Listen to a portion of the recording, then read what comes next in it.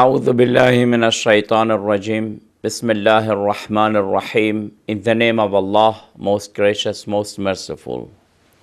Brothers and sisters of Islam, we were talking about the rights of women in Islam, and we wanted to know what is the opinion of Islam about ladies and women. These days, a lot of Western countries are talking about women's rights, and they attack Islamic countries and especially the religion of Islam, that in Islam, women's rights is disregarded. It is neglected. They accuse Islam and they say that Islam believes women are inferior, men are superior. We want to know whether it is true or not. The answer is not negative. These are merely accusations. Islam does not believe in all these things. From the Islamic point of view, men are creatures of Allah subhanahu wa ta'ala. Women are creatures of Allah subhanahu wa ta'ala. When we want to talk about the salvation in the Day of Judgment, the Holy Quran says that both of them have this chance to reach to that salvation. When we talk about the prosperity in this world, having a good life in this world, being perfect, being prosperous in this world, both of them are equal. Both of them have the same chance to reach to those positions. From the Islamic point of view, there is no difference between them. And today we want to talk about another thing. You see, whenever we are talking about rights, the other side of the coin is responsibility. Al-haqqu wa-taklif. Whenever we talk about a right, there is a responsibility with it.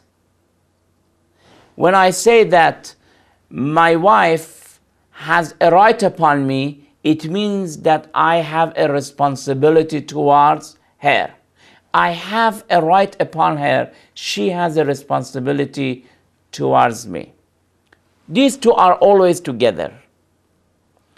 Now, when we talk about responsibilities of women in the community, therefore, we have to talk about the rights of women in the community. This is something that the Holy Quran is clearly saying and claiming, and it is shouting, in fact, declaring to everybody that if we talk about the responsibilities of women, they do have also rights. The verse of the Holy Quran in chapter 2, verse 2 to 8, what does it say? It says, وَلَهُنَّ مِثْلُ الَّذِي عَلَيْهِنَّ بِالْمَعْرُوفِ. These two words, lahunna, alayhinna, for them, against them. You will clearly see the balance. If you have some rights, you will have some responsibilities. If you have some responsibilities, surely you will have some rights. And it is interesting to see that the verse is talking first about the rights, walahunna, and for them, for women, for ladies. Let me read the translation.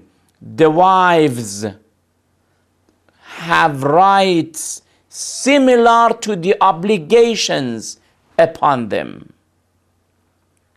Walahunna, they have rights as they have obligations. They have rights as they have commitments. What does it show? It shows the independence of women as far as these rights are concerned, like men.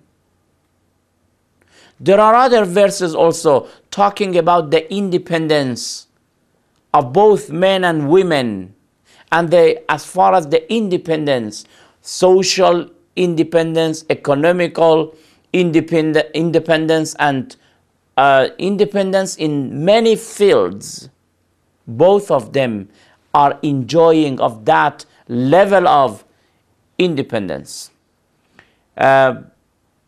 This verse in chapter 74, verse 38, what does it say? كل نفس بما كسبت رهينة. All people. When it says كل نفس, it means that all people, men and women. It doesn't make difference.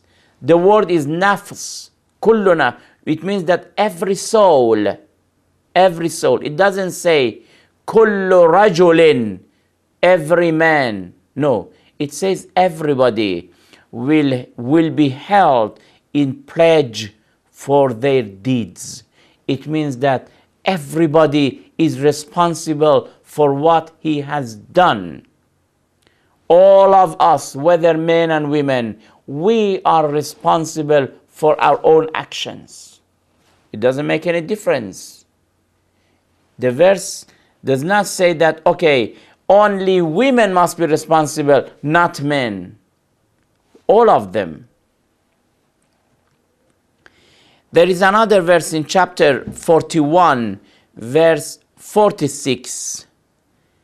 من عمل صالحا فلنفسه ومن أساء فعليها. The translation is that whoever does righteous deeds, it is for his own benefit, and whoever does evil, it is against himself. If you are doing a good action, it is for yourself. If you are doing an evil, it will be against yourself. It doesn't make any difference between men and women.